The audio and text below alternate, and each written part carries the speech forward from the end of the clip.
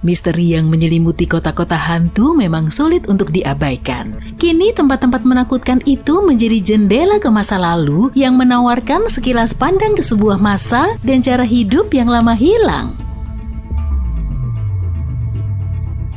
Kamu mungkin harus berpikir 2 kali sebelum memasukkan tempat ini ke dalam daftar kunjunganmu. Centralia di Pennsylvania, Amerika Serikat, menjadi kota hantu pada tahun 1992. Tempat ini dulunya adalah tambang batu bara dan telah terbakar sejak tahun 1962.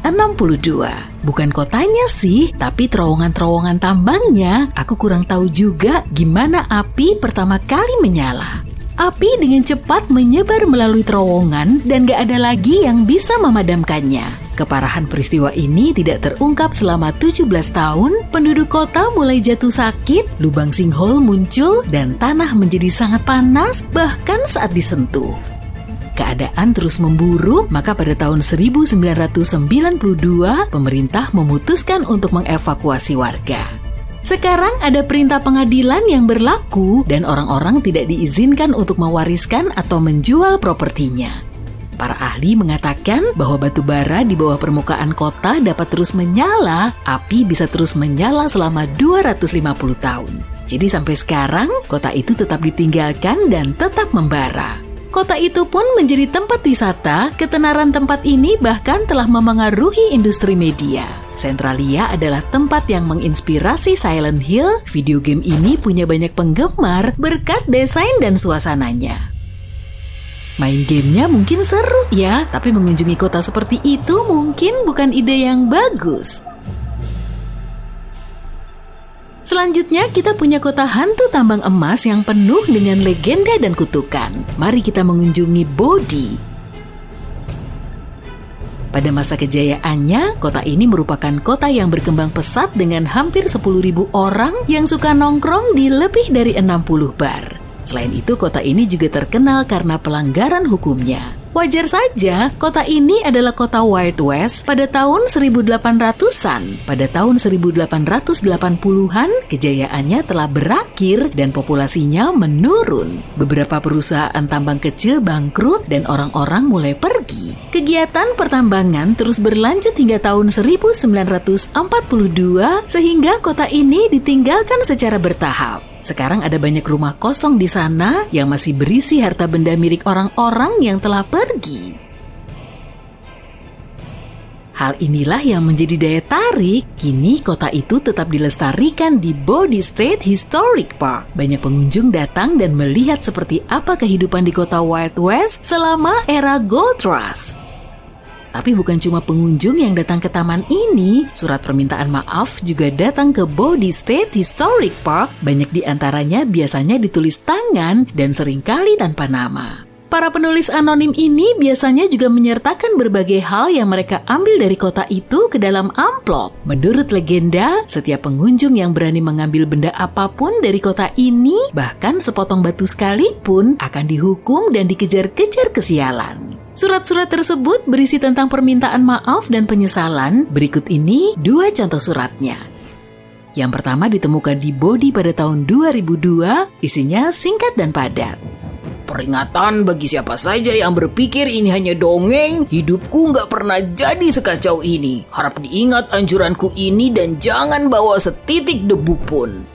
Surat lainnya berisi, aku kirimkan kembali sepatu tua yang sudah lapuk karena cuaca ini. Sepatu ini diambil dari Bodie di bulan Agustus 1978. Jejak kemalanganku begitu panjang dan menyedihkan sampai tidak bisa dicantumkan di sini. Jadi bagaimana mitos ini dimulai? Apa kamu percaya kalau aku bilang bahwa ada seorang penjaga hutan yang memulai rumor ini?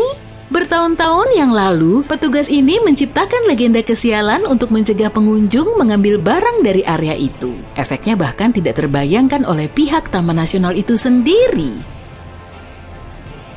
Beberapa orang sampai ada yang bertindak terlalu jauh dengan mengambil piano dari sebuah rumah. Pengelola taman mengatakan bahwa orang itu memasukkan piano tersebut ke dalam truknya begitu saja dan membawanya pergi. Tapi itu kasus yang terbilang parah. Orang-orang biasanya mengambil barang-barang kecil. Beberapa orang bahkan mengembalikan barang-barang yang mereka beli di toko souvenir taman. Penjaga hutan sekarang bisa langsung melihat surat kutukan. Mereka mengatakan bahwa hampir setiap kali penjaga hutan pergi ke kantor pos untuk mengambil surat, mereka juga menemukan artefak angker yang dikirim melalui pos. Surat-surat yang terkumpul dipajang di Museum Bodhi.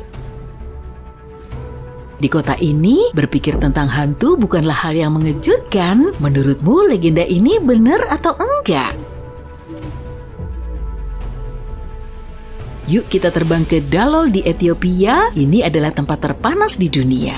Antara tahun 1960 dan 1966, suhu rata-rata tahunannya adalah 35 derajat Celcius. Karena ini adalah salah satu tempat paling terpencil di dunia, gak ada yang berminat untuk tinggal di sana. Kini orang-orang datang ke sana hanya untuk mengumpulkan garam. Bukan hanya suhu tinggi yang membuat daerah ini berbahaya, tingkat kelembapannya juga tinggi. Rata-rata kelembapan di sana sekitar 60%, yang berarti tempat itu tidak pernah dingin. Emang ada yang mau tinggal di sauna setiap waktu?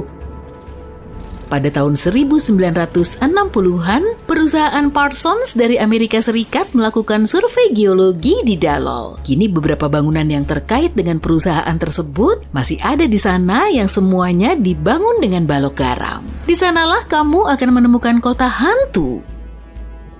Aku juga harus menyebutkan bahwa Dalol dipenuhi dengan kolam belerang alami. Pemandangannya memukau tapi juga beracun. Jadi kamu bisa menjelajahi daerah ini ditemani dengan asap berbahaya dan panas yang ekstrem. Kurasa sebaiknya kamu jalan-jalan dengan pemandu ya. Atau gak usah aja deh sekalian. Berikutnya adalah Rumania. Jamana berubah menjadi kota hantu pada tahun 1978. Dulunya ini cuma desa biasa di Eropa Timur. Semuanya berubah bagi penduduk kota ketika cadangan tembaga ditemukan di dekat daerah itu pada akhir 1970-an. Penambangan menghasilkan limbah dan limbah tersebut harus dibuang. Penduduk Jamana harus meninggalkan desa mereka agar ada cukup ruang untuk membuang limbah. Beberapa penduduk setempat yang keras kepala pindah ke tepi daerah banjir dan terus tinggal di sana tanpa infrastruktur umum. Sayangnya air di desa tersebut jadi beracun. Kalau kamu mengunjungi daerah itu sekarang, yang terlihat hanyalah bangunan yang terendam, beberapa atap dan menara gereja masih terlihat di lanskap berair yang beracun. Satu-satunya cara untuk mencapai danau adalah melalui jalur lumpur yang mungkin gak bisa dilalui semua mobil. Ingatlah hal ini kalau kamu berencana untuk menambahkan tempat ini ke daftar kota hantu yang wajib dikunjungi.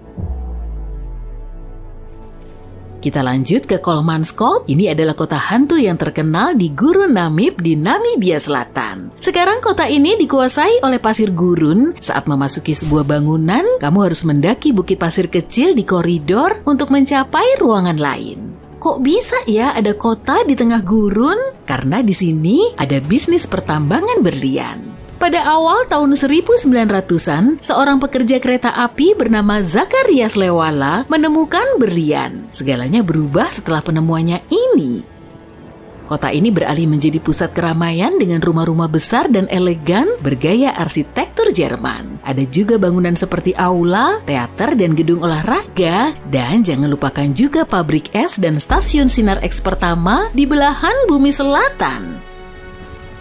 Orang-orang mulai bermigrasi ke sana dan tinggal di sana hingga pertengahan 1950-an.